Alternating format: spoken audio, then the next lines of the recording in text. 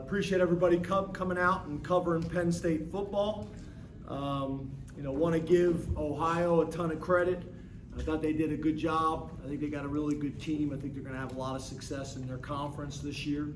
When you talk about our situations that we talk about all the time, drive start, we started our 34, they started their 23, so we won that turnover battle, 0-0, so that was a tie. We got to obviously create some more big plays and turnovers on defense. Penalty battle, we did not win, 4 for 35 and 3 for 35. And then explosive plays, we were able to win that at 15.8%, if our math is correct, to 9.1. So some positives there. Obviously, we were able to get some explosive plays in the running game, which was helpful. We were able to get a win. We were able to gain a ton of experience for a bunch of players. And we were able, for the most part, to keep our guys healthy and fresh so we can have a great week this week and take the next step as a program. So, great crowd. Love the support that we get. It is truly special, and we're very appreciative, and we never take that for granted. But appreciate everybody coming out and supporting Penn State football. Open up the questions. Rich, I'm going to get to you. We'll vote Rich right here in the stricture. James, you said you've been waiting for a running back to emerge. Did one emerge today? Yeah, obviously there was some big runs that I felt like we had a chance of last week. But again, I got a ton of confidence in all three of those guys, really all four of those guys, excuse me. Devin has been phenomenal in the things that we've asked him to do as well.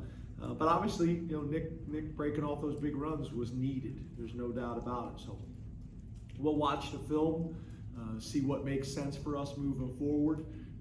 But today, our rotation was similar to how we said it was going to be, 1-1-1, and then if somebody got hot, we would go with them. James, you talked a lot about getting a lot of young guys experience. Could this have gone any better? Could you have scripted this any better? 17 guys caught the ball, you had a 100-yard rusher, you got your freshman in. Could this have been a better scripted day for you? Yeah, it could have went better. I didn't love the second quarter offensively. I thought we stalled out a few times. I thought we could have been better on third down. But, that's being critical. Besides that, obviously there was a lot of really good things to build on from.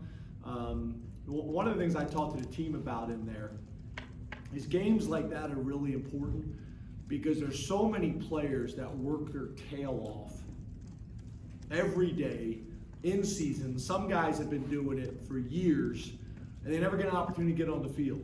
So, I appreciate the fact that our starters were able to execute in a way that allowed a number of guys to get on the field and get some playing time. And, for some guys, that could be a memory they take with them the rest of their life. So there's a lot of positives that come out of games like that, and for the most part, I was very pleased with how we've handled it. Joe. Hey James, what led to the decision to put over here? Right here, Jim. Geez, sorry. What led to the decision to put Drew in the game early in the third quarter as opposed to a little later, which a lot of people might have expected coming in? Yeah, our plan was to play him a series in the second quarter and then a series in the third quarter. I wanted to try to do that. I think sometimes in the past, we have planned on getting the guys in the game once there was a certain lead.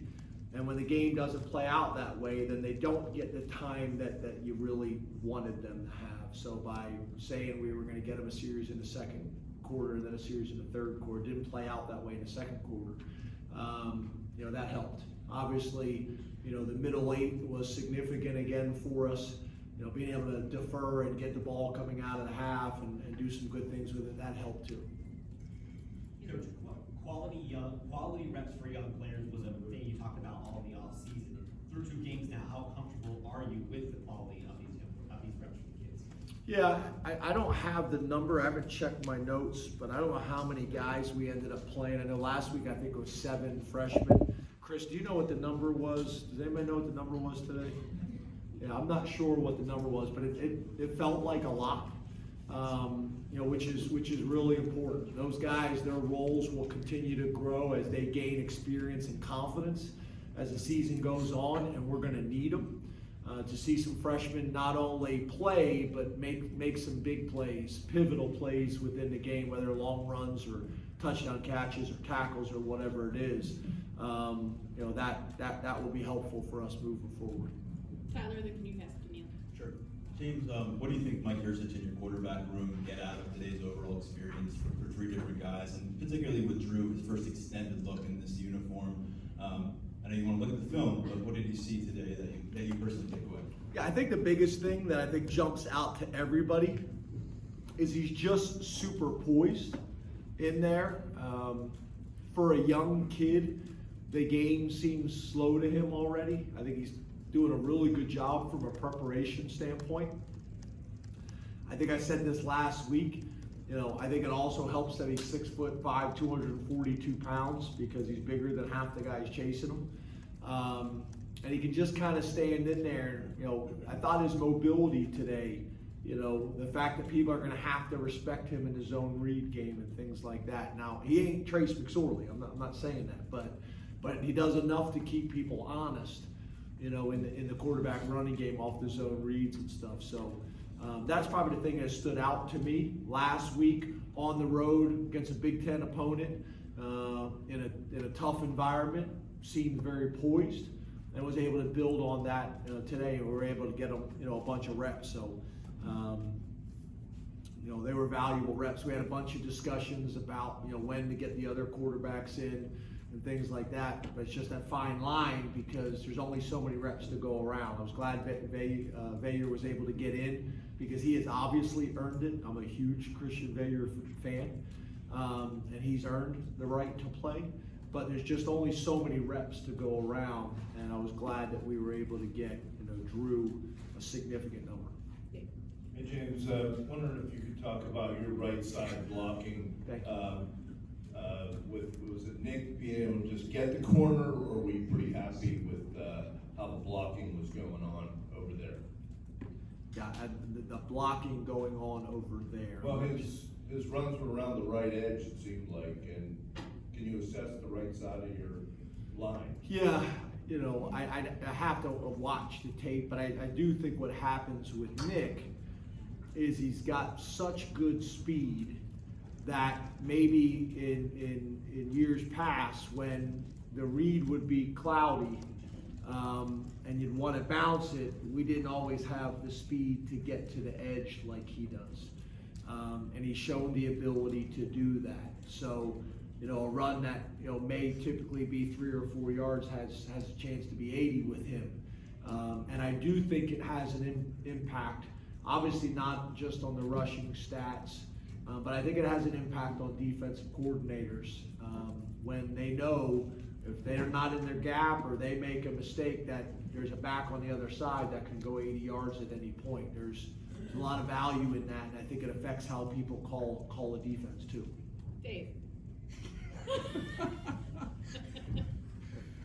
I saw the mic, everybody was handing, nobody would give it to you.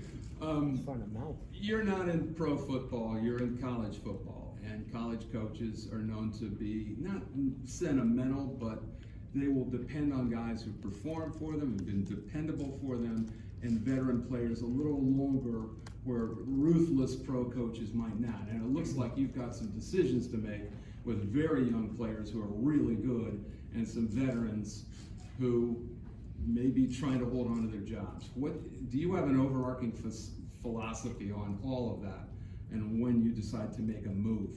Yeah, first of all, we need them all. We're going to need every player on our roster. We're going to need every player in that locker room. And like I talk about all the time, all of their roles are critical for our success. Some guys' roles are going to increase as the year goes on.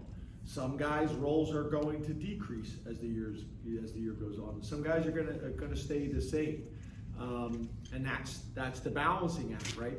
Of being able to manage all of that, whether it's by position or whether that's the team.